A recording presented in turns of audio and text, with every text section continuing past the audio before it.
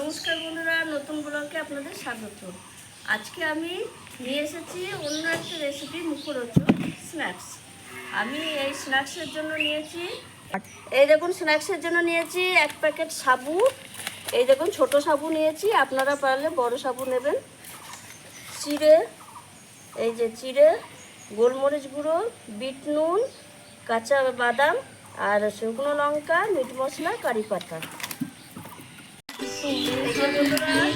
কড়াই গরম হয়ে গেছে, আমি সাদা তেল দিয়ে দেবো।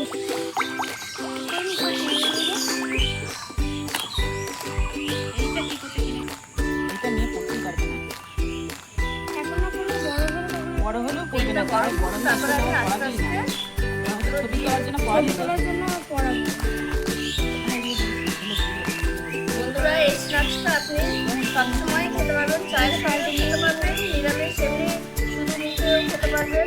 আর এটা নিরামিষ, যারা নিরামিষ খান তারাও খেতে পারবেন। আপনারা এরকম মাঝে পাল্টে বড় করে খাবেন, ভালো লাগে। বন্ধুরা, আমার তেল গরম হয়ে গেছে, এবার সাবুটা দিয়ে দেবো, ভেজে নেবো।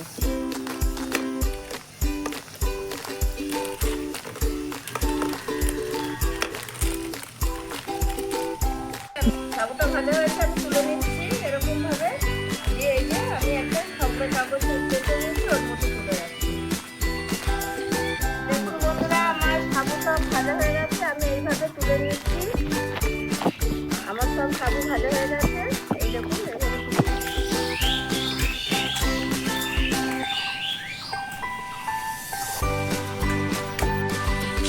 এবার বন্ধুরা, আমি চিড়েগুলো থেকে আমাকে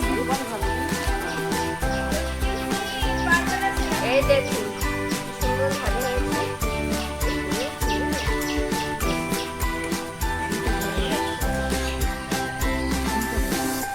বন্ধুরা, আমার চিড়ে ভাজা হয়ে গেছে, এবার বাদামগুলো ভেজে নেব অল্প অল্প করে। বাদাম ভাজা হয়ে গেছে, এবার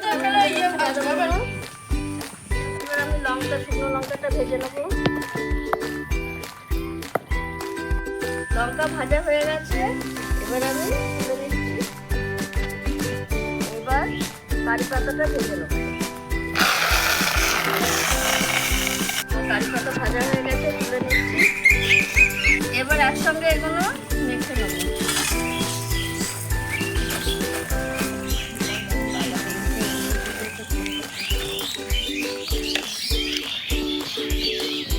আচ্ছা, এর মধ্যে আমি দিয়ে দেবো শুকনো লঙ্কা, একটু ঘুরিয়ে দেবো হাতে করে।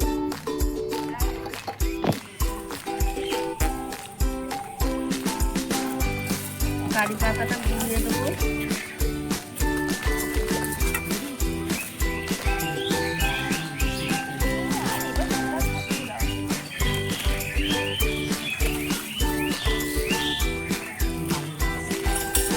এবারে একটু বিট নুন দেবো।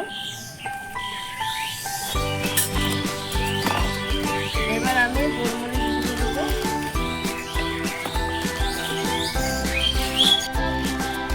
সব রেখেছি একসঙ্গে।